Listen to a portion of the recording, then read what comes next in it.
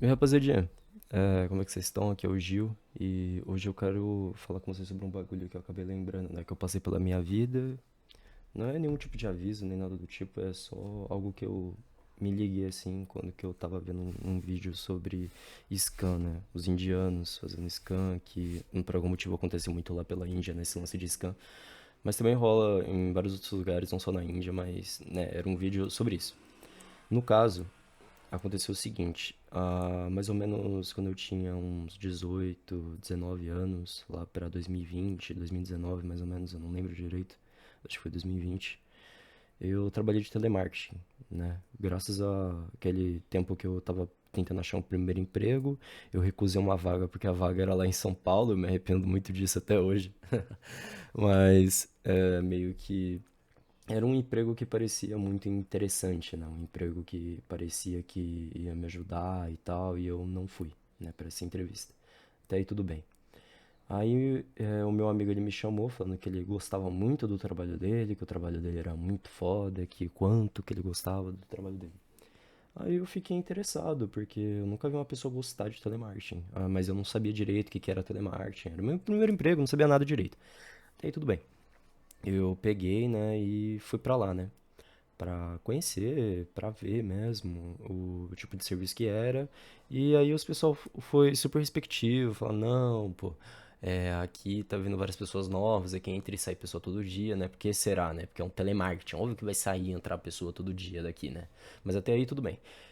Nesse tipo de serviço, o pessoal vendia crédito consignado numa empresa que eu não vou falar o nome, mas o pessoal gostava de fazer isso, o pessoal vendia crédito consignado e é uma coisa que eu acho, tipo, que é scan, né? Mas eu já vou entrar em detalhes sobre isso, eu vou falar agora sobre como é que foi a minha primeira experiência nesse emprego.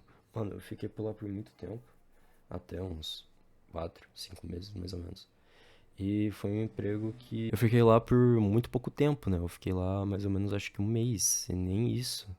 Porque naquele momento eu tava começando a perceber. E quando é que eu começo a trabalhar num lugar, eu fico muito viciado num lugar. Eu fico muito, tipo, querendo entender tudo, toda a métrica, tudo o que acontece, todo erro, todo tipo de coisa. Eu começo a ficar viciado no serviço, certo? E isso é algo meu mesmo, que, sei lá, você sabe como a galera chama hoje em dia de hiperfoco, então eu fico com hiperfoco no meu trabalho, no meu serviço que eu tenho que fazer. Até aí tudo bem.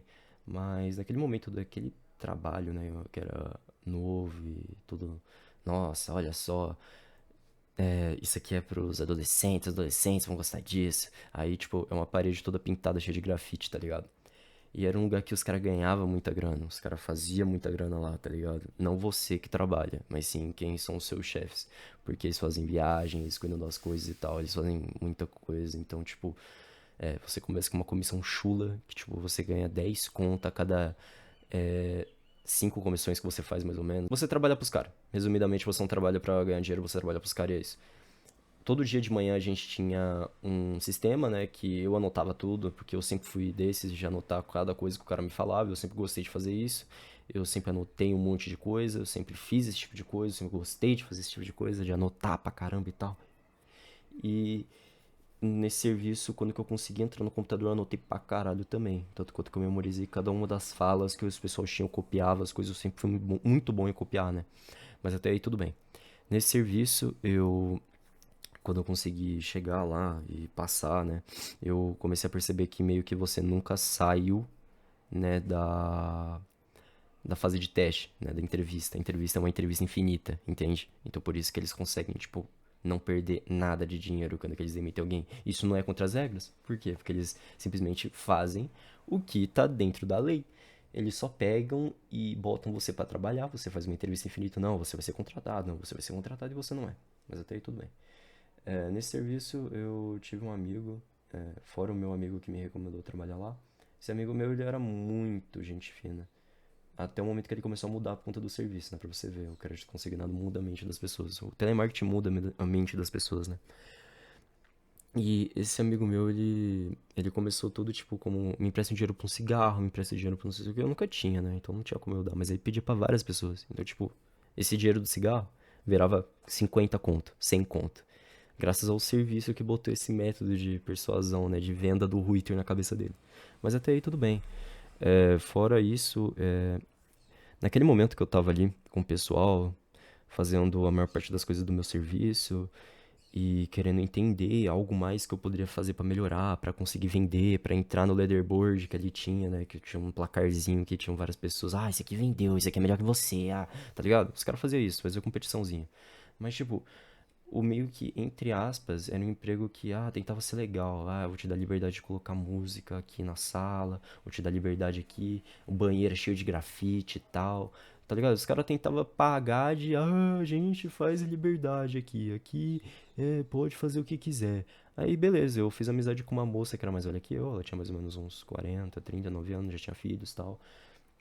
E a aparência dela era uma pessoa negra, né? Ela era bem gordinha, assim, mais ou menos. E ela era muito gente fina, eu adorava ela. Eu adorava ela. E, cara, naquele momento que eu trocava ideia com ela, ela falou, Gil, vou ter que sair mais cedo hoje. Eu falei, cara, sai, mano. A gente pode sair mais cedo, tá ligado? Completamente normal. Ela saiu e no dia seguinte ela foi demitida. E eu quis entender por que caralhos a minha amiga foi demitida. Chegaram pra mim e falaram, não, ela descumpriu uma regra aí e tal, ela fez uma besteira aí. Aí eu falei, porra, beleza, eu não sei da vida da pessoa completamente, então eu vou só assimilar como isso. Aí, cara, foi passando um tempo. E eu trabalhando lá, eu comecei a perceber o scamming que era, porque eu consegui fazer uma primeira venda. Eu fiquei muito feliz, eu fiquei muito contente. Eu falei, caralho, eu consegui fazer uma venda. Mas era uma moça que eu achei estranho, ela era completamente desavisada, não sabia direito o que que era crédito consignado, ela não sabia direito o que que era aquele serviço ali, o que eu tava fazendo ali, o porquê eu tava falando pra ela sobre isso, né? E ela ficou interessada por conta do dinheiro que ela ia ganhar, tá ligado? Ela ficou mega interessada por conta do dinheiro que ela ia ganhar. Aí ela pegou e, porra, naquele momento ali ela falou, não, eu quero tal, e eu fiz o crédito consignado dela e eu fiz minha primeira venda, eu fiquei muito feliz. Só que quando eu voltei ali pra casa e eu cheguei no serviço de novo, eu olhei as caixas de mensagens e ela tava mandando mensagem. Eu falei, gente, a gente mantém aqui uma conversa, a gente continua conversando com a pessoa. Os caras virou pra mim e falou, cara, bloqueia, não responde mais. Aí eu pensei assim, falei, caralho, mas a gente, sabe, tem que prestar o serviço pro consumidor, né? Tipo, bateu aquele lequezinho na minha mente de caralho, né, mano? Parece que isso aqui é meio estranho. E naquele momento eu percebi que era um scamming, porque eu comecei a trocar ideia com ela pra porra, ver o que eu poderia fazer. As escuras ali, porque o pessoal não queria de jeito nenhum que eu conversasse com ela. E quando chegou o marido dela, ela falou comigo o seguinte: olha, eu não queria ter feito isso, eu fiz isso porque eu não sabia. É, meu marido tá falando que isso é ruim, eu quero cancelar, eu quero cancelar. Eu virei pra ela. Inclusive era um banco que a gente tinha afiliação, que era um banco tipo que era, sabe, como é que fala aquele bagulho lá? Que era sponsored, que é, porra, mano, aquela palavra lá de merda, mano, que. O, patrocinado. O banco que era patrocinado era um banco nada a ver. Eu nunca tinha visto aquele banco na minha vida. Pra você ver que, tipo, são vários bancos, vários sistemas, várias coisas que esses tipos de pessoas fazem, né, no caso.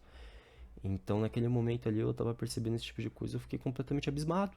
Eu fiquei abismado, porque eu falei, caramba, mano, tudo que eu tô fazendo aqui tá sendo pra enganar as pessoas de bem, enganar as pessoas que só estão ali, tipo, querendo usufruir da aposentadoria delas. E, pessoal, tipo, aposentadoria hoje tá difícil pra caralho de conseguir. O meu pai teve que lutar pra conseguir. A minha mãe, ela conseguiu depois de muitos anos. Até quando que ela ficou sem trabalhar. Então, tipo, cara, a aposentadoria tá muito difícil de conseguir. Eu não sei nem se quando eu ficar mais velho, eu vou conseguir aposentadoria. Passando um pouco de tempo, né, nesse serviço que eu tava, eu comecei a perceber que era um scamming, né, que a gente tava fazendo. Porque existia, eu pesquisei ali, porque era um WhatsApp, né? Eu pesquisei. Eu não queria fazer isso, né? Começou a aparecer várias e várias e várias e várias e várias pessoas falando que não queria ter feito isso, que fez isso por acaso. Isso eram sempre pessoas idosas, porque ultimamente quem usa telefone fixo, eu nunca mais vi uma pessoa, tipo, realmente utilizando um telefone fixo pra ligar alguém fora do celular, entendeu? E os idosos, né, eles costumam ter telefone fixo e a gente ligava muito pra esse tipo de pessoa. Então já imagina, né, o tanto de gente que foi enganado. Foi enganado. E quando eu comecei a perceber, eu comecei a comentar com meu amigo. Só que o amigo que pedia, né, 20 conto pro cigarro, começou a ficar persuasivo, né? Eu comecei a comentar com ele porque ele era a única pessoa ali que eu conversava mais, fora o meu outro amigo. Ele sentava do meu lado. Cara, ele veio pra mim e falou: é, mano, mas é assim mesmo, pô, relaxa. É algo que a gente tem que fazer mesmo pra poder ganhar dinheiro e tal, que não sei o quê. Só que eu tinha me esquecido que esse cara tinha subido de cargo mais do que eu. Eu tinha esquecido que esse cara, ele simplesmente ele era amigo daquela moça loira que mandava em mim. Então meio que eu acabei me azedando, né? Porque eu acabei falando algo muito, tipo, caralho, eu descobri um sistema de uma empresa corrupta que lucra em cima de crédito consignado, em cima de pessoas desavisadas e idosas, né? E, cara, a empresa fazia muito dinheiro com isso, tanto quanto que na hora que a gente ia pra sala de descanso, era uma sala ampla, cheia de videogame, cheia de televisão, pra ser bem, legal aqui, rapaziada, ó, vocês jogam um videogamezinho na sua área de descanso. E, tipo, eu nunca fui muito relutante, eu sempre fui mais de focar no meu trabalho. E isso foi meu erro, né? Porque eles gostam muito de amizade, gostam muito de conversa, gostam de puxação de saco. Não sempre foi em qualquer serviço, mas esse era mais. Aí, beleza. Foi passando um tempo, eu fiquei extremamente doente. Aí eu cheguei lá pra minha supervisora e falei, oi, supervisora, eu sou extremamente doente, tô zoado. Eu vou no médico e tal. Ela falou, não, não, Gil, fica 4 dias em casa. Fica 4 dias em casa. O que você acha? Eu falei, porra, beleza, se minha supervisora tá falando pra eu ficar 4 dias em casa, eu vou recusar? Não. Eu vou ficar os 4 dias, eu volto no quinto e vou ver se eu melhoro. Até lá eu já vou estar melhor. Aí eu fui no médico, tudo certinho. O médico me deu um atestado de 2 dias só. Eu tava no começo de pneumonia, eu peguei pneumonia 4 vezes na minha vida toda. E essa foi a segunda vez que eu peguei. Uma vez eu peguei na escola e outra eu peguei nesse serviço. E aí eu fiquei extremamente zoado, mas eu fui no quinto dia mesmo assim. E aí ela chegou pra mim e falou, Gil, então, ó, sobe lá em cima que o RH quer conversar com você e tal, pá. Eu falei, não, beleza. Aí eu cheguei lá, puf, demissão.